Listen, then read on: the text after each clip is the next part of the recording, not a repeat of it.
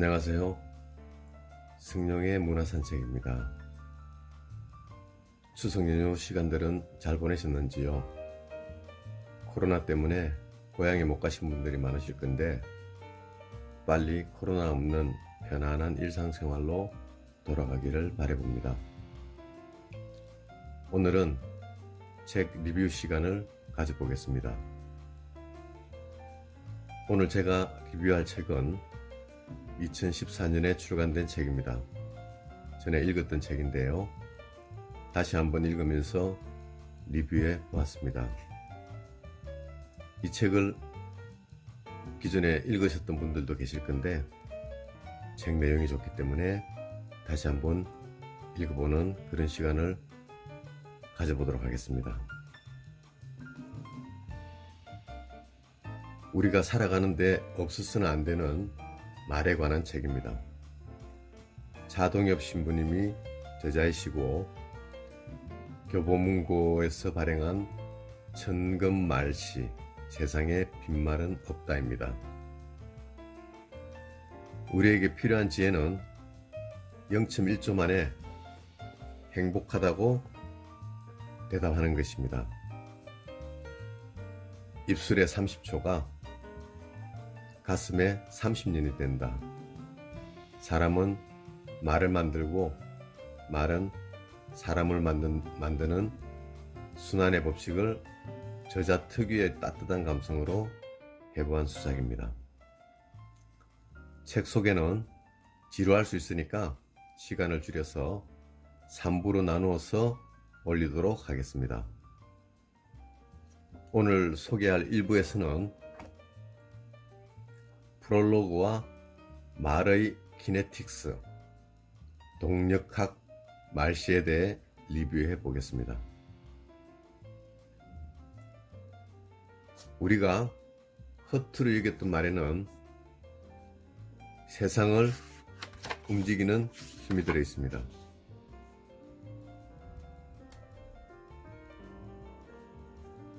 예부터 말에 대한 속담들도 있죠. 알이 씨가 된다. 웃느라 한 말에 초상난다. 그리고 소망을 이루기 위해 습관처럼 원하는 말을 하라고 하지요.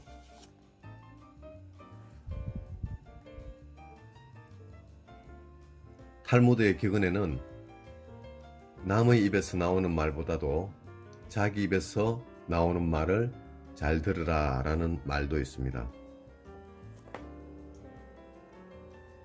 이렇듯이 말은 살아 움직이면서 힘을 발휘합니다. 말이 지닌 동력을 밝히는 학문을 키네틱스, 곧 동력학이라고 부릅니다. 저자는 이것을 말씨라는 단어로 표현하는데요. 말씨는 말하는 태도나 버릇 또는 말에서 느껴지는 감정 따위의 색깔을 가리킵니다. 이 말씨라는 단어가 말이 씨가 된다라는 속담을 연상시킵니다.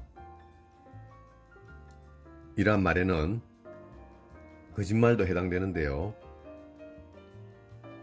히틀러가 나오는 영화 쉰들러 리스트를 보면 수많은 유대인들을 학살하는데요. 히틀러는 유대인을 1100만 명 이상을 죽였다고 했는데 그의 자서전 나의 투쟁에서는 그것은 거짓말이었다고 밝힙니다. 나치당의 선전장관이며 대중선동술의 귀재였던 파울 요제프 게벨스는 대중은 거짓말을 처음에는 부정하고 그 다음엔 의심하지만 되풀이하면 결국에는 믿게 된다. 나에게 한 문장만 달라. 그러면 누구든지 범죄자로 만들 수 있다. 게벨스가 장담한 말입니다. 이렇듯 말을 반복 주입하면 그것이 진실이 되고 결국 사람들을 움직여 행동하게 할 수 있습니다. 히틀러 일당의 거짓 선동 시나리오는 유대인들이 독일의 모든 이득들을 빼앗아가고 있다. 그들이 독일 사람들이 누려야 할 것들을 부당이익으로 가로채고 있다. 이러한 거짓말을 계속 방송으로 날리면 설마 그럴 리가 하고 부인하다가 계속 반복해서 듣다 보면 점점 유대인이 미워지기 시작합니다. 이쯤 되면 나머지는 쉬워집니다. 이제 명분을 얻었으니 유대인을 격리하거나 추방시킬 계획을 발표하고 독일 시민들의 신고를 유도하면 되니까요. 이렇게 하여 엄청난 숫자의 사람들을 몰아서 죽일 수 있었던 것입니다.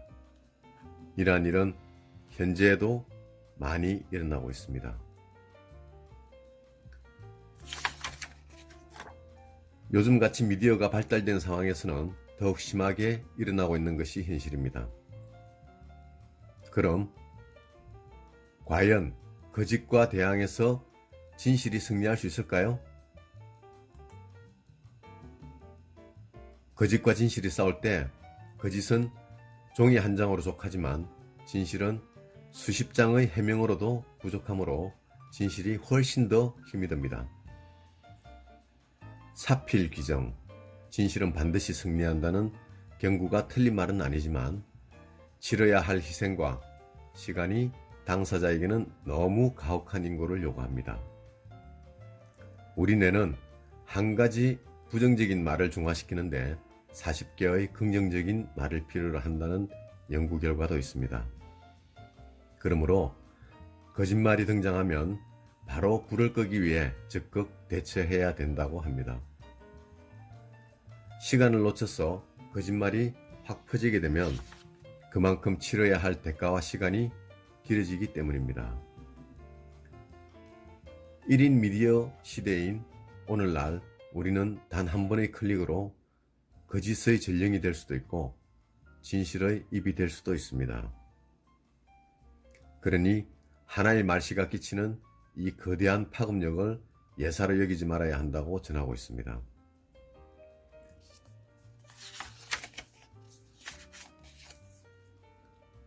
빅터 프랭클은 로고 테라피의 창시자입니다. 로고는 말을 가리키고 테라피는 치유한다는 뜻입니다. 즉 언어 치유를 일컫는 말입니다.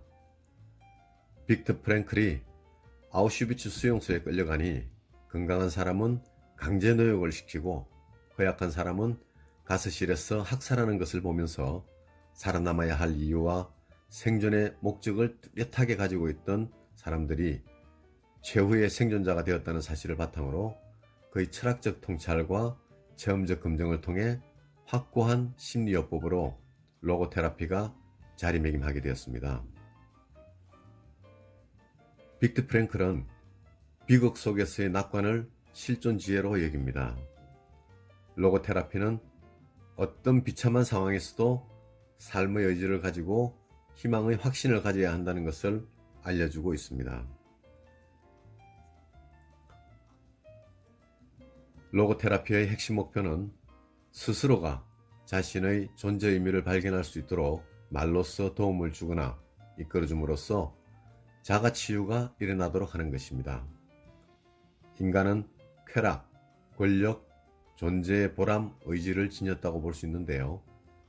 쾌락이나 권력은 가지더라도 2%의 부족을 느끼는 데 반해 존재의 보람, 의지를 충족하게 되면 이제 됐다라고 만족해 한다고 합니다.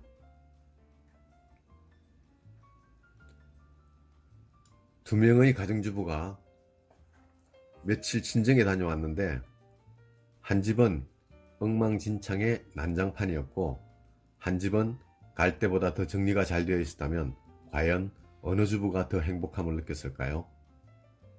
의외로 난장판 집의 주부가 더 행복함을 느꼈답니다. 이 집에서는 내가 없으면 안 돼 라는 존재의 의미를 느끼게 된다는 것이죠. 정리가 잘 된 집 주부인 경우 내가 없어도 잘 사네라는 생각이 들어 슬퍼진다고 합니다. 존재의 의미가 실종된 것을 느낀다는 것이죠. 이처럼 존재의 보람, 의미, 의지는 인간이 갈급하는 궁극적 욕구라고 합니다. 다음은 네이밍과 콜링 의미에 대해 리뷰해 보겠습니다. 사람의 존재의 의미는 이름을 통해서 제일 먼저 형성된다고 합니다. 이름이 의미하는 뜻이 중요하다는 것은 많은 사람들이 인식하고 있을 것입니다. 의미는 언어를 통해 탄생합니다. 그러기에 어떤 사실에 이름 붙이는 일, 즉 네이밍은 신중을 요하는 것입니다.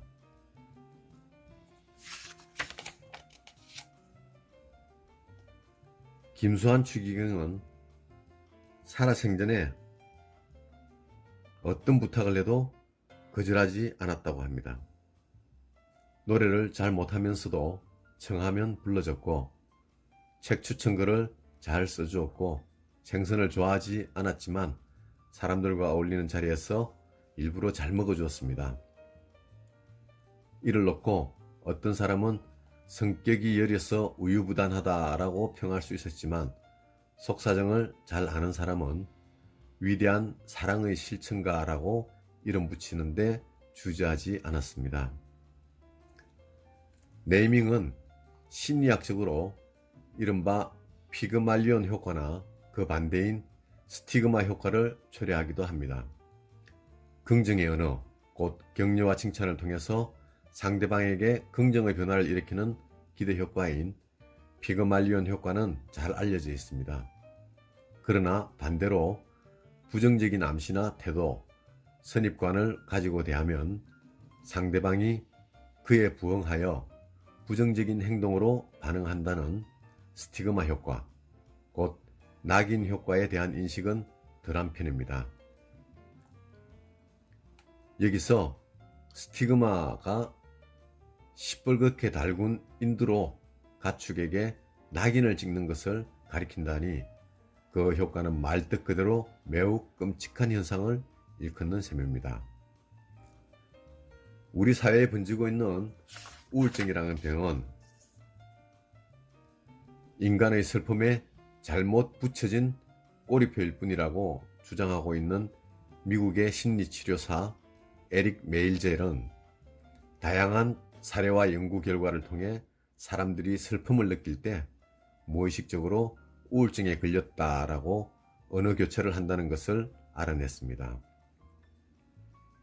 그리고 이런 비슷한 일로 대중 앞에 서면 떨리는 자연적 심리 현상을 두고 공황장애가 있다고 부풀리게 되고, 노화에 따른 단순한 기억력 감퇴 현상을 놓고 내가 치매에 걸렸나 봐 라고 말하곤 합니다. 그리고 도전한 일이 몇 번 뜻대로 안 되었다고 해서 내겐 운이 따르지 않아 라고 못 박아 단정하는 경우도 결국 같은 범주의 불행이라고 합니다. 결국 이 세상 모든 의미는 우리의 네이밍, 곧 언어화에 달렸다고 해도 과언이 아닙니다. 그러므로 네이밍은 절망이 아니라 희망의 말로 만들어져야 합니다. 희망을 부르니 정말로 희망이 오더라 라는 콜링 효과는 아직 생기지 않은 긍정적 감정을 불러낼 때 필요하다고 합니다. 네이밍과 콜링의 예를 들어보면 왜 이렇게 무섭지? 라고 네이밍을 하여 부정적 에너지가 어느 정도 소멸되었을 때 긍정의 기운을 불러낼 수 있습니다. 네이밍 요법은 떨릴 때 와 떨리네 라고 있는 그대로의 감정을 표현하는 것입니다. 콜링 요법은 이젠 괜찮아, 난 할 수 있어 라고 스스로를 향해 콜링을 해주면 아직 내게 없었던 용기와 결단력이 생겨나게 되는 것입니다. 부르는 것만으로도 변화가 찾아오게 됩니다. 말이 내 운명을 빚는다고 합니다. 행복과 성공을 기약해주는 7가지 원리를 보면, 첫 번째, 긍정적으로 생각하라. 두 번째, 지혜의 씨앗을 뿌리라. 세 번째, 꿈을 품으라. 네 번째, 성취를 믿어라. 다섯 번째, 말을 다스리라. 여섯 번째, 습관을 길들이라. 일곱 번째, 절대로 포기하지 말라. 이 중에 가장 중요한 것은 말을 다스리라입니다. 말 속에 생각, 지혜, 꿈, 신념이 담기고 또 말은 습관이기에 말 농사만 잘 지어도 7가지를 충실히 실행하는 것에 버금가기 때문입니다. 긍정의 언어는 말하는 사람과 듣는 사람 모두를 변화시킨다고 합니다. 그러나 현실은 부정적인 말을 10개 들을 때 긍정적인 말은 1개를 듣는다고 합니다.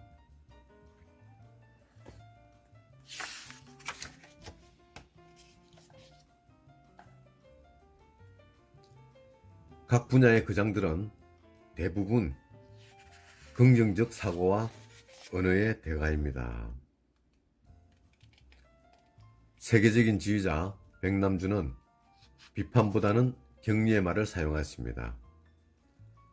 공연을 자느라 못 봤더라도 이때까지 본 공연 중에 최고였어 라고 최고의 찬사를 보내주었고, 당신이 이번에 찍은 사진이 최고야. 내 책은 내가 이때까지 읽은 어떤 책보다 감동적이었어 라는 식으로 찬사를 보내주었다고 합니다. 이렇듯 누구에게나 칭찬과 격려의 말은 하는 사람과 듣는 사람 모두 긍정적으로 변화시킨다고 합니다.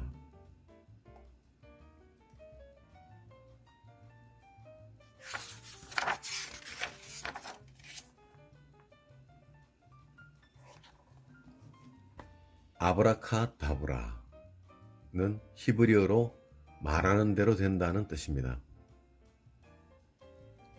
인디언의 속담에는 2만 번 이상 말하면 이루어진다는 말이 있습니다.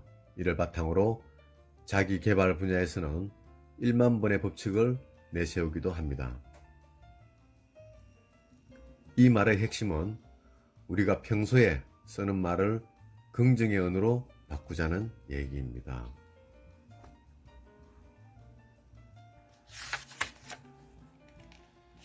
스피드스케이팅 국가대표 이상화 선수는 슬럼프라는 말은 자기 내면에 있는 꾀병이라고 했습니다.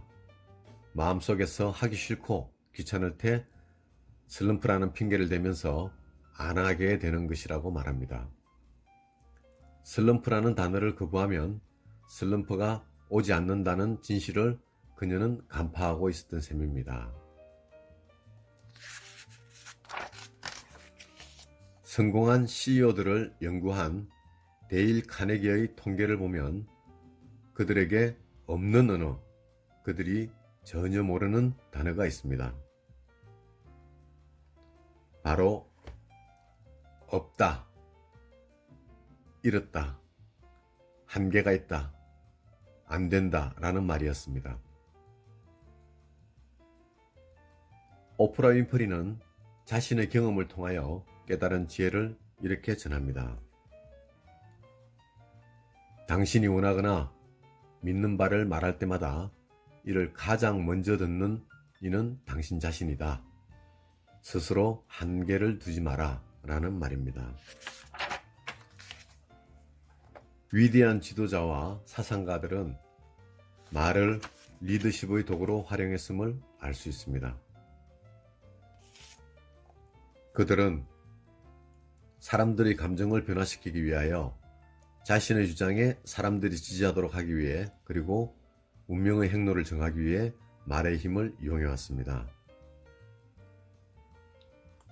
링컨 대통령은 선거에 패배한 후 한 번 졌다고 포기하지 맙시다.